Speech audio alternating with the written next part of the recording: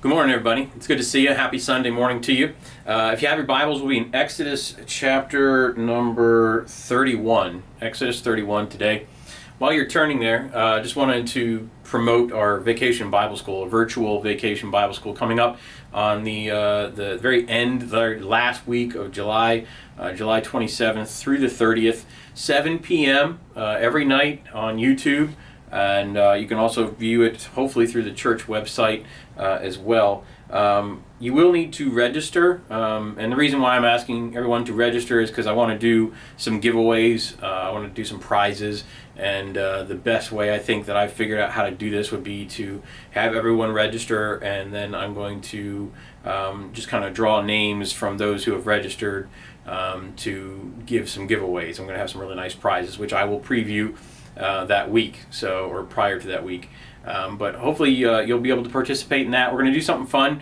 We're going to have some fun times. Not going to make them super long, but I think they'll be really great. I hope you can join me for those.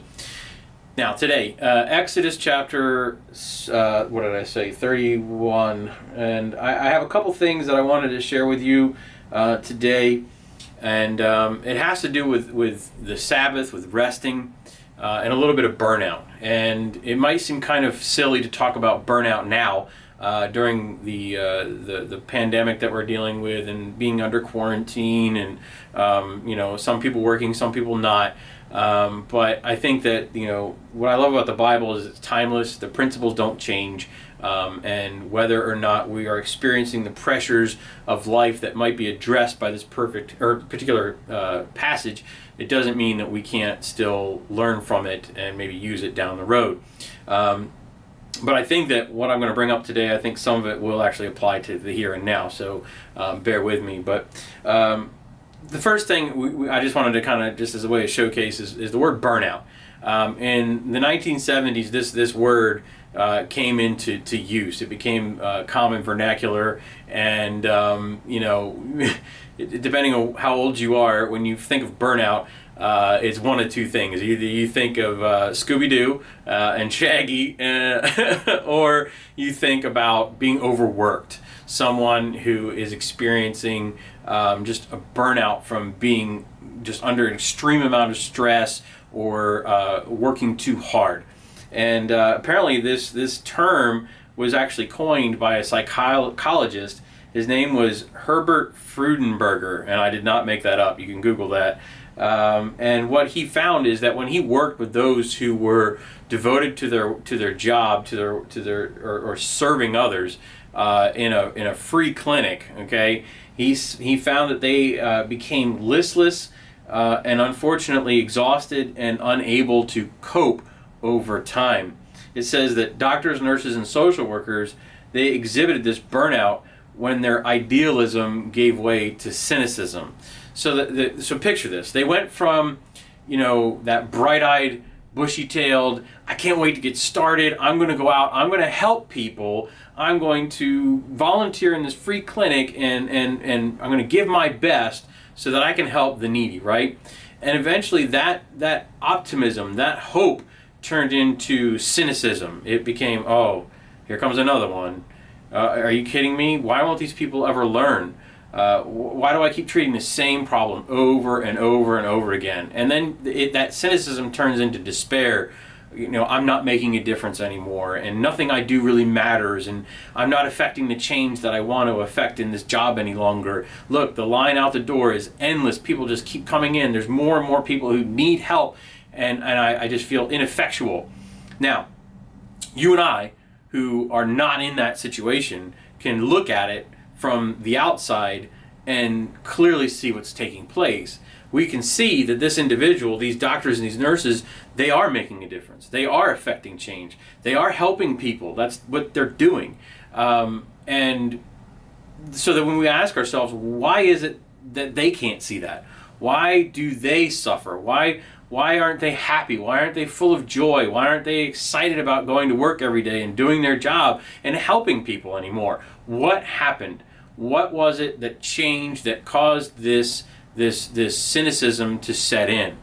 Well, the answer, according to our doctor friend here, Herbert Freudenberger, is burnout, exhaustion, working too hard. And I think that we all can relate to that. I think we can all understand where these doctors and nurses are coming from, whether it be we're homemakers at home and we're taking care of the kids and we're doing the dishes, doing the laundry, cleaning the house, and making sure that when our family comes together in the evening times, that we shift gears from being the laborer to the entertainer, and to the loving spouse, and whatever it is that you guys do in the evenings. It often, unfortunately, isn't rest. It's still work, even though it should be rest. And maybe you're the guy at who's working right now, and you're not under quarantine, and you're out there. You're an essential worker, or you have not been furloughed, and you aren't working from home, and you're out there, and you're looking around, and you're seeing everybody else going about their day to day, and maybe they're not under quarantine, or maybe they are under quarantine. Whatever it is, whatever your perception is, you see these individuals, and you all of a sudden become a little bit jealous or resentful because you're out working and they aren't, or you think they aren't. Your perception becomes a little skewed, and we get angry, and we think to ourselves, why am I being treated this way when nobody else is, and that kind of stuff. And we become cynical. Oftentimes and this is exacerbated in this time because we are under a great deal of stress. Whatever your perception is of this pandemic, it's a scary time. And, we see the economy having issues. We see healthcare having issues. We see people that we care about stressed out, and we see the politics going on, and it's stress. I mean, let's be honest. It is stress. It's stress. It's not fun. Okay? So, we're experiencing all of this stuff, and we scratch our heads, and we wonder why we're tired, why we're worn out. It's because we're experiencing just sensory overload with everything that's going on. We're just overstimulated. And I'm thankful that God has given us a solution. I'm thankful that God understands us. He created us, and He knows what makes us tick. He knows what drives us. He knows our hearts, okay? And He knows what we need. And God has promised, remember, He is going to supply all our need. And when Exodus chapter 31, in verses 12 through 15, we see, way back in the Old Testament, we see God building in a special thing that we need, and that is a day of rest. We call it the Sabbath day, and, verse 12, it says this, and the Lord spake unto Moses, saying, Speak thou also unto the children of Israel, saying, Verily my Sabbath ye shall keep. For it is a sign between me and you throughout your generations, that ye may know that I am the Lord that doth sanctify you, set you apart. Ye shall keep the Sabbath, therefore, for it is holy unto you. Every one that defileth it shall surely be put to death, for whosoever doeth any work therein, that soul shall be cut off from among his people. 6 days may work be done, but in the seventh is the Sabbath of rest, holy to the Lord. Whosoever doeth any work in the Sabbath day, he shall surely be put to death. So, verse 16. Wherefore the children of Israel shall keep the Sabbath, to observe the Sabbath throughout their generations for a perpetual covenant.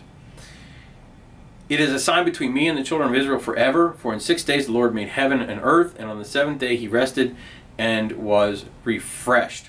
Now, well, actually, I'm going to read verse 18 too. I don't want to skip verse 18. And He gave unto Moses, when He had made an end of communing with him upon Mount Sinai, 2 tables of testimony, tables of stone, written with the finger of God. These are the 10 Commandments. We know that.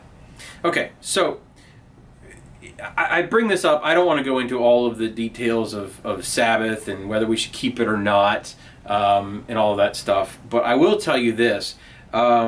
Jesus Himself talks about a day of rest and needing rest. He talks about it in the New Testament, in His time here on earth. Jesus understood the importance of rest. And if you will take time and just look at the early life of the church, and when you look at Christ Himself, you will see that when Jesus was here, He took time to rest. Jesus understood, and you guys can remember this, but He understood that when we're tired, when we're burnt out, that's when the devil attacks. If you'll remember when Jesus went out in the wilderness, he was fasting, right? Remember that? He hadn't eaten, and he probably really wasn't resting. He was fasting in that time. And when he was tired and weak and vulnerable, that's when the devil assaulted. That's when the devil came along and tempted with those three things and tried to get Jesus off course. Now we know that Jesus didn't succumb to any temptation. He didn't succumb to those temptations, but he fought back with the Word of God. Now, I'm going to ask us to just kind of step back for a minute and do a self-analysis. When you are the most cynical, okay, question for you. When you are being the most cynical, whether it be in your job or in your marriage or in your ministry, when you are being the most cynical, when things are the bleakest, when the outlook is awful, would you consider yourself A, well rested, B, I've been getting some sleep, but kind of really not, or C, things at work have been bad, I'm exhausted, I'm worn out, I'm not sleeping well at night, the kids are driving me crazy. Which one are you? When things in the ministry are going wrong, or things in your workplace or at your home, when things are just getting bad, and you have, instead of taking a positive approach to these circumstances, instead of looking at that and saying, I can overcome with the help of Christ, God's going to give me the strength to do this, I've got hope, I've got excitement, and when we walk away from that attitude and we start going, I hate being married, I hate this life, I hate where I am, I hate my job, I hate my ministry, I'm very upset with my kids, I'm just not happy. When you get there, are you A, B, or C? Are you well rested? Are you kind of rested? Or are you exhausted? And I think that if we took an honest inventory, honestly, and looked at that and asked ourselves, that's what we need to do. We need to figure out, have I gotten the rest I need? Have I taken the time to observe a day of rest and just taken myself out? Well, Chris, I don't have time for that. My rest, when I get home from work, I work full time. When I get home from work, I got to get out there and I got to, I still take care of the house. I still have to entertain the kids. I still have to go to church, or I still have to serve in this ministry. I don't have time to rest. Okay. This is why we need to be intentional in this principle. We need to take the time to rest. God says in Exodus 31, he says, I'm going to give you a special time. I'm going to give you this holy day, and I'm going to give it for you. I need you to take it, I need you to observe it, and I need you to rest. And this was not, he threatens them. He says, this is not optional. This is something you have to do. This is something you must do. Why? Because God understood the importance of getting rest. He understood that we as human beings need to slow down from time to time and recharge our batteries. Now, I want to be very clear here. This is important. This is not a call for us to be lazy. There's a difference. Matthew 20, 1 through 12, verses 1 through 12. There's a story here. And this is obviously New Testament. This is Christ speaking, and this is a parable, but I want you to see what I'm talking about. We're going to you'll see. Verse number 1. Jesus is speaking. He says, For the kingdom of heaven is like unto a man that is a householder, which went out early in the morning to hire laborers into his vineyard. And when he had agreed with the laborers for a penny a day, he sent them into his vineyard, and he went out about the third hour, and saw others standing idle in the marketplace. Third hour. And he said unto them, Go ye also into the vineyard, and whatsoever is right I will give you. And they went their way. And he went out again in the 6th hour, and the 9th hour, and did likewise. And about the 11th hour he went out, and found others standing idle, and saith unto them, Why stand ye here all the day idle? They say unto him, Because no man hath hired us. He saith unto them, Go ye also into the vineyard, and whatsoever is right, that ye shall receive. So when even was come, the Lord of the vineyard said unto his steward, Call the laborers, and give them their hire, beginning from the last unto the first. And when they came, that were hired about the 11th hour, they received every man a penny.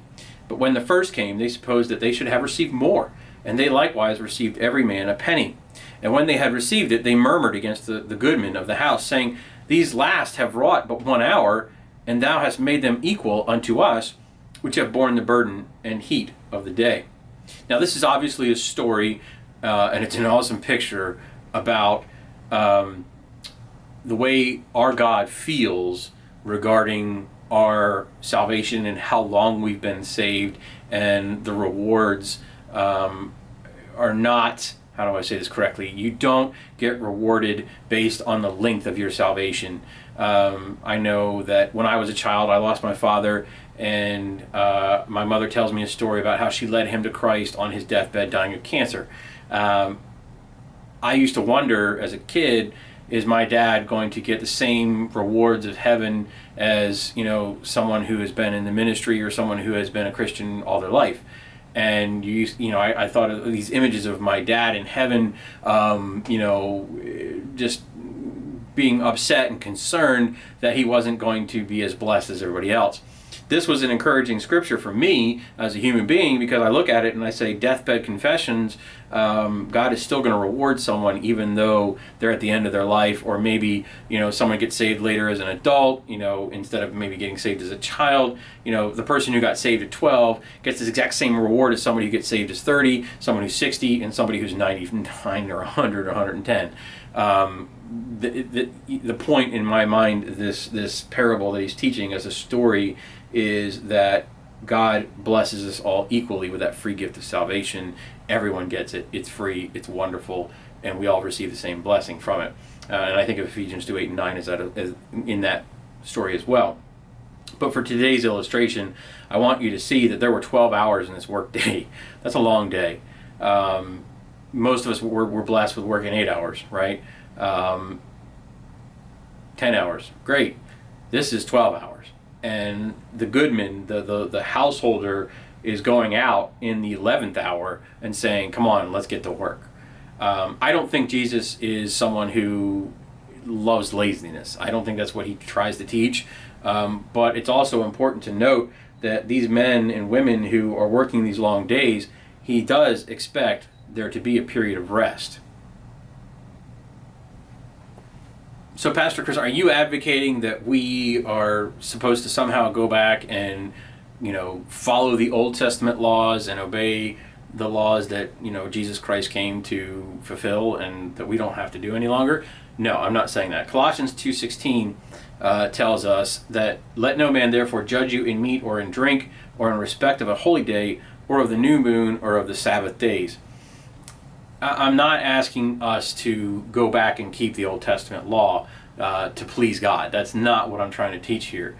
I'm trying to help us understand that, when God made this covenant with the children of Israel in the Old Testament, it was one of those everlasting covenants, kind of like the rainbow was with Noah and us. This is no different. Yeah, we're not supposed to, treat it the way the Hebrews did and the Jews did, but we are to understand that there is a time of rest that is very much needed, and it should be heeded. Hebrews 8:13, in that he saith, a new covenant he hath made the first old. Now that which decayeth is waxeth old, and is ready to vanish away. He, in the book of Hebrews, is talking to a bunch of Hebrews, and he's trying to encourage them to break away from tradition. I don't want a religion, I want a relationship, right? So he gives them and says, listen, that was old. Let's stop following the letter of the law. Let's get the spirit of the law and move forward with it. So the spirit of this teaching, the spirit of the Sabbath day, is burnout has consequences. Exhaustion will damage your walk with God. It will damage your relationship with others.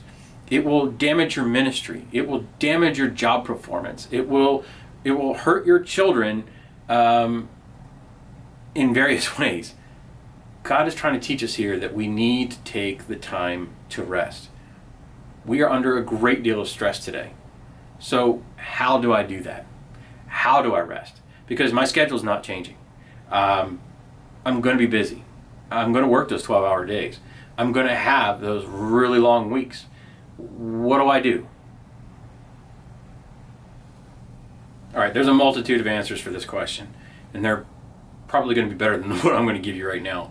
But I hope this will help you just for this morning. It'll help you today, and hopefully it'll help you moving forward. But if you turn to Romans 14, look at verse number 6.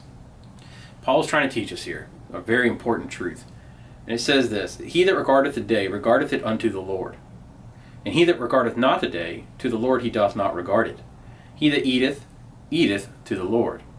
For he giveth God thanks, and he that eateth not to the Lord, he eateth not, and giveth God thanks. Okay. This seems a little goofy. It seems like a crazy way of saying a very important thing. I'm going to illustrate it this way. Let's go back to that clinic that we talked about in the beginning. Let's go back to these nurses and doctors and technicians and people who are working in this free clinic. And remember how they were when they first started? They were excited, full of joy, hope, thought they could make a difference, were willing to they didn't care about the 12-hour days then, did they? They were happy to get up and go to work.